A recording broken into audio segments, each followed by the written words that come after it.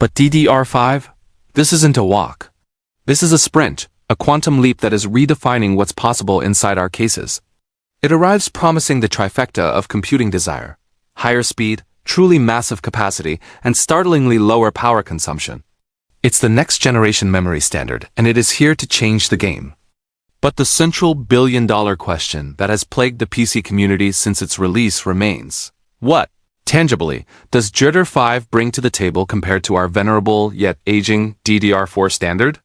And, most importantly, for you, the savvy, hard-working builder or user, is this upgrade truly worth the time, the trouble, and the significant financial investment? Are we looking at essential future-proofing, or just an expensive, marginal gain that we can comfortably put off for another year? We're going to dissect this generation, piece by piece, feature by feature.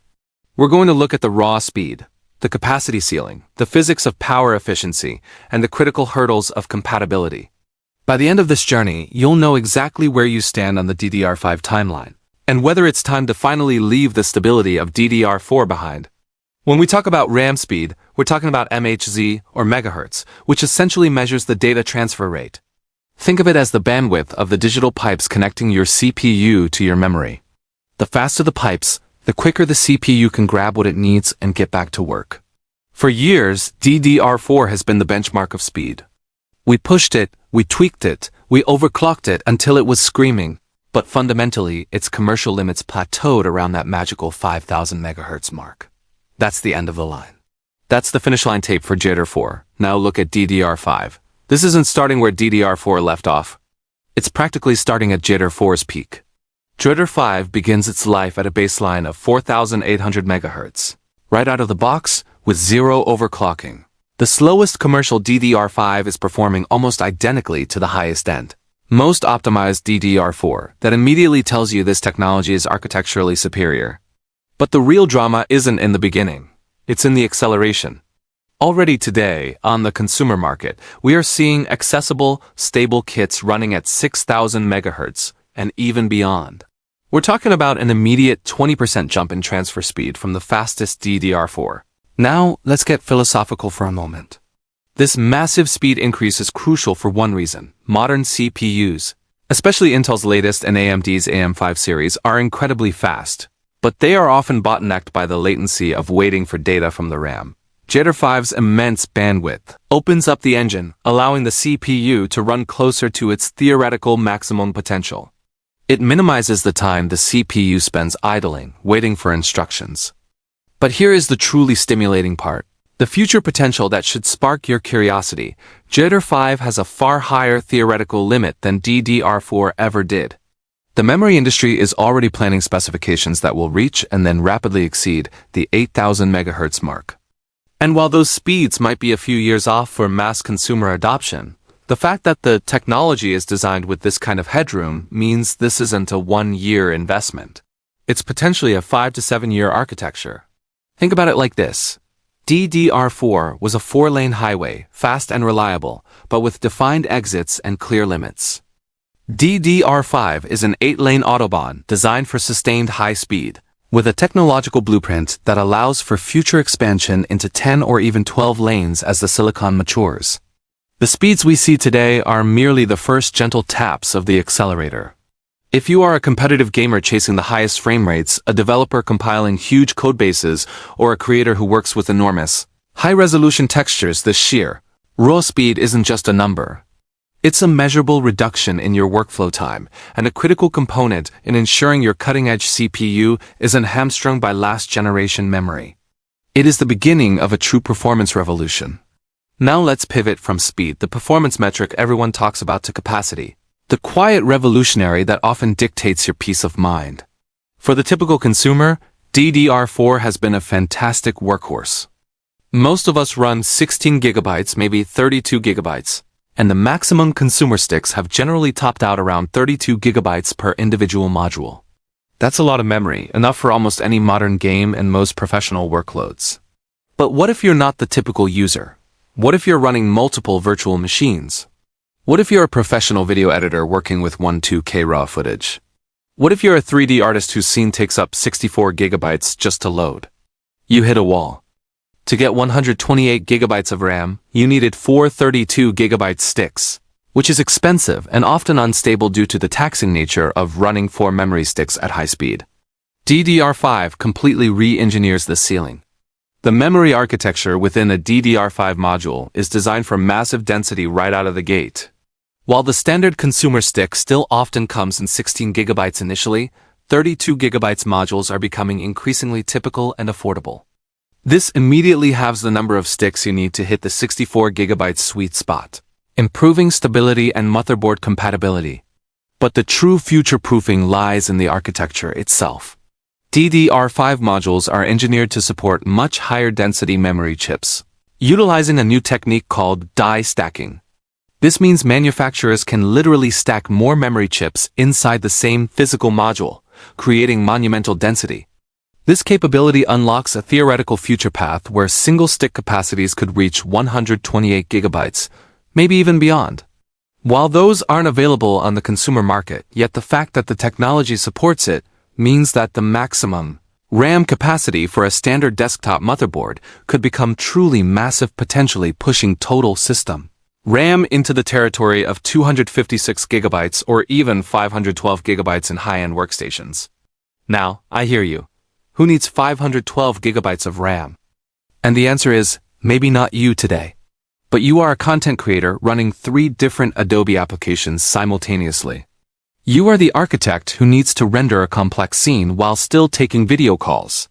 You are the user who wants to run an entirely separate server operating system inside your desktop without impacting your gaming performance. DDR5 isn't just about giving you more speed now. It's about providing the density required to future-proof your system for software that hasn't even been written yet. Software like the next generation of generative AI models, which will likely be run locally and will demand unprecedented amounts of memory. Capacity isn't the sexy metric, but it is the stability anchor, the one thing that prevents that dreaded out-of-memory error that crashes hours of work. DDR5 fundamentally raises the ceiling, ensuring that your system isn't limited by its memory size for years to come. If speed and capacity are the muscle, then power efficiency is the brain. This is where DDR5 gets technically fascinating and incredibly practical, especially for anyone concerned about component longevity and heat. With previous generations including DDR4, the voltage regulation, the process that ensures the memory gets a stable, clean supply of power, was managed entirely by the motherboard. This placed a huge stress on the motherboard's own power delivery components, known as the VRMs, voltage regulator modules. DDR5 changes the physics of power delivery by relocating the Power Management Integrated Circuit, or PMIC, directly onto the RAM module itself. Think of it this way. In a DDR4 system, your motherboard acts as a central power station, trying to deliver precise, clean power to every memory stick across long, noisy traces. In a DDR5 system, the motherboard simply supplies a bulk, slightly higher voltage, and each RAM stick has its own tiny, independent onboard power substation, the PMIC, to regulate the voltage right where it's needed. This relocation has 2 massive benefits. First, efficiency and stability. DDR5 operates at a lower core voltage than DDR4 to 1.1 volts, compared to DDR4's 1.2 volts baseline. Lower voltage means lower power consumption overall, which is fantastic for laptops and small form factor builds, where every watt counts. More critically, the on-module PMIC delivers incredibly clean, consistent power. This results in far greater stability, particularly when you are attempting to push your memory speeds through overclocking with XMP or XPO profiles. The PMIC can react instantly to changes, maintaining a perfectly clean signal, which is essential for error-free high-speed data transfer. Second, reduced motherboard complexity and cost. By shifting the regulation burden to the RAM, motherboard manufacturers can design simpler, more robust power delivery systems. This is a subtle but profound architectural shift. Now, there is one critical trade-off, and it's a simple law of physics. When you regulate power, you create heat. Because the power regulation is now on the RAM stick, the RAM module itself can run slightly hotter than a DDR4 stick. For standard users, this is negligible. But for high-end gaming and extreme overclockers, it's why those fancy Large ARAM heat spreaders, the aesthetically pleasing fins on high-end kits, are no longer just for looks. They are essential cooling tools.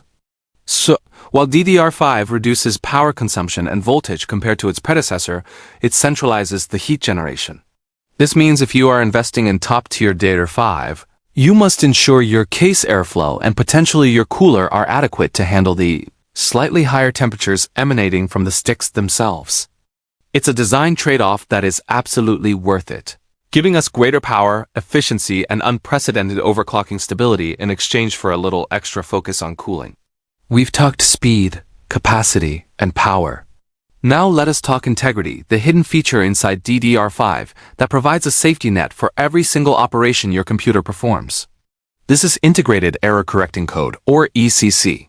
When you think of ECC RAM, you probably think of huge, expensive server farms and critical workstations. Traditional, or true ECC, has extra chips on the module specifically designed to detect and correct single-bit errors in the data as it travels to and from the CPU. This prevents catastrophic crashes in data-critical environments. DDR5 doesn't replace true ECC. Instead, it introduces on-die ECC or internal ECC. This is a critical distinction, so listen closely. Every single DDR5 module, regardless of whether it's a cheap kit or a high-end gaming module, has internal error correction built directly into the memory chips themselves. This system works constantly, silently, and automatically to detect and correct errors within the memory cells of the module. Why is this necessary? As memory density increases, as we discussed in Section 3, and speeds go higher, Section 2, the tiny electrical signals become more susceptible to random environmental noise, like electromagnetic interference, or just the natural decay of an electrical charge. These can cause a bit flip, turning a 1 into a 0, or vice versa, silent corruption that the CPU only discovers when it tries to read the data, often resulting in a frustrating application crash, a sudden blue screen of death, or worse, corrupted files. DDR5's internal ECC is the insurance policy against this.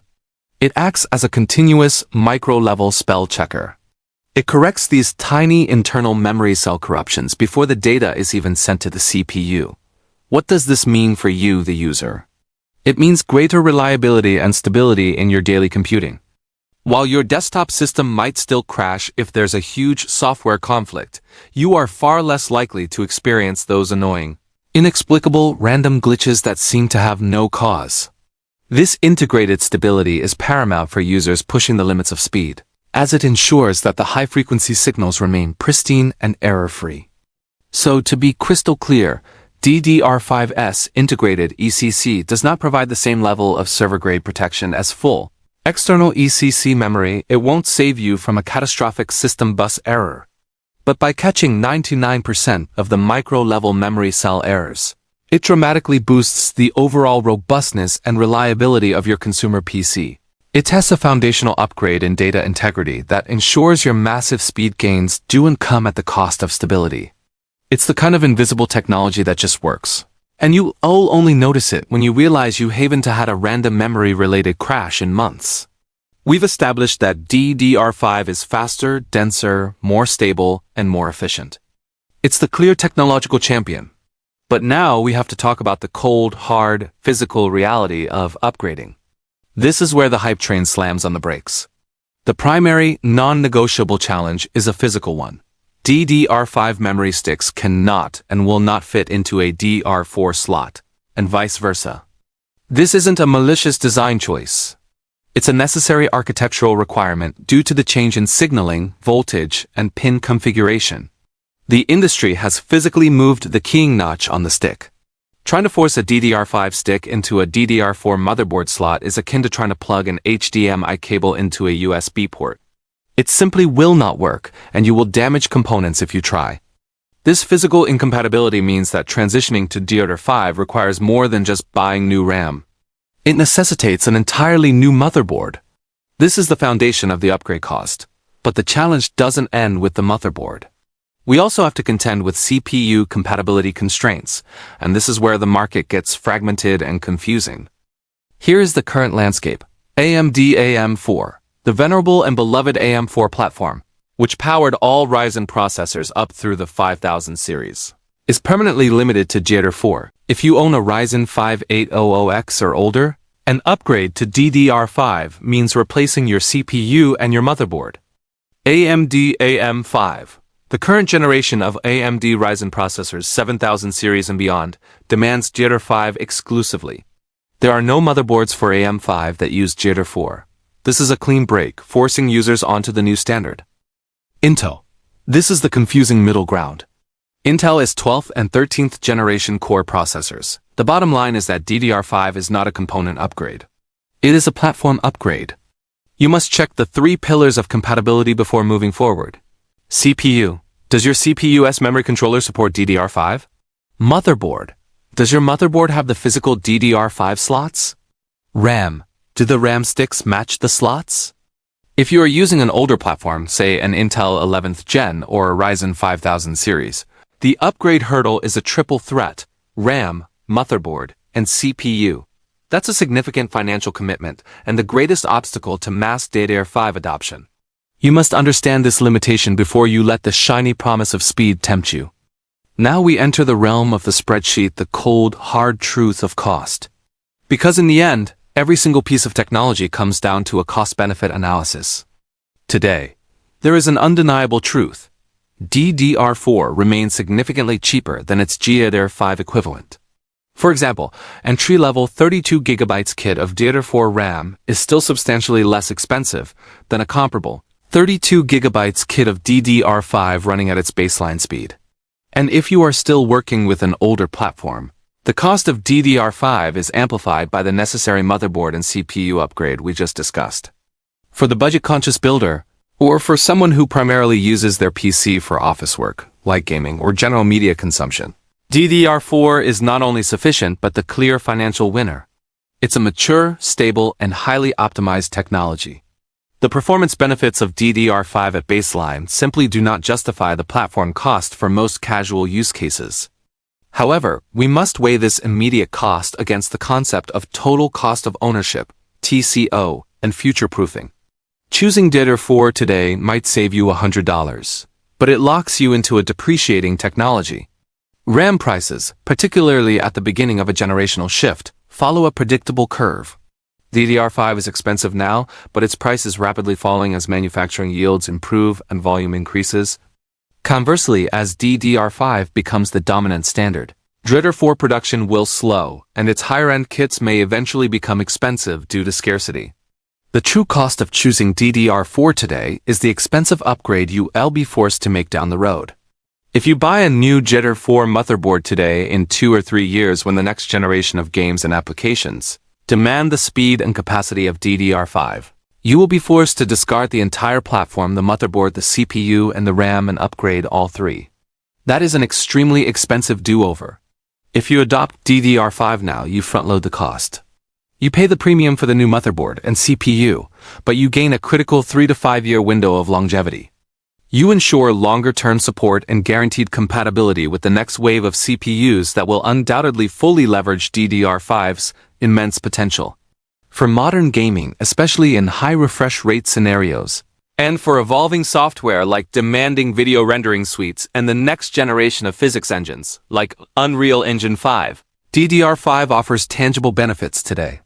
These benefits are only going to grow. The financial decision comes down to a philosophical one. Are you building a rig for today's needs or for tomorrow's demands? Choosing DDR4 is the value play for the short term. Choosing DDR5 is the insurance policy for the long haul. You are buying time, stability, and guaranteed platform support for the next half-decade of computing innovation. We've traveled the entire roadmap of DDR5. We've examined the exhilarating speed, the vast capacity, the quiet efficiency, and the undeniable roadblocks. Now, it's time to bring all this information together and provide a final, actionable recommendation for you. My advice breaks down into 2 profiles. If you are building an entirely new system today, or if you are already looking at a platform upgrade, new CPU motherboard, and you have an adequate budget, the choice is unequivocally DDR5. Why? For longevity. You are spending thousands of dollars on a new machine. Do not let one component hamstring your entire rig in 2 years. Adopting DDR5 now ensures you have the latest memory architecture, granting you access to those higher clock speeds, better stability, and future capacity that will be vital for the next generation of AI, gaming, and creative workloads. You absorb the cost now to ensure platform relevance for the next 5 to 7 years. You are buying the future. If you currently own a stable, high-end DDR4 system, like a Ryzen 5000 series or an Intel 11th Gen, and you are not yet feeling limited by your current RAM capacity or speed, the advice is to wait. Your DDR4 system is sufficient. The minor performance bump you get by abandoning your current hardware for a costly DDR5 platform upgrade is not worth the expense right now.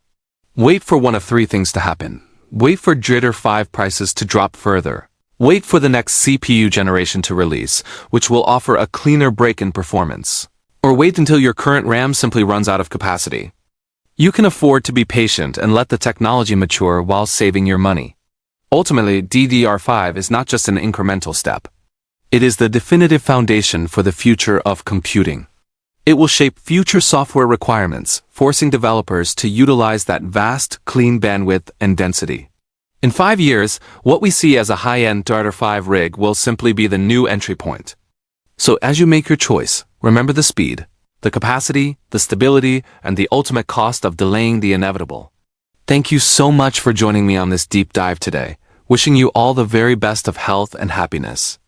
And if you found this journey as fascinating as I did, please consider hitting that subscribe button and ringing the bell so you don't miss our next adventure into the heart of technology.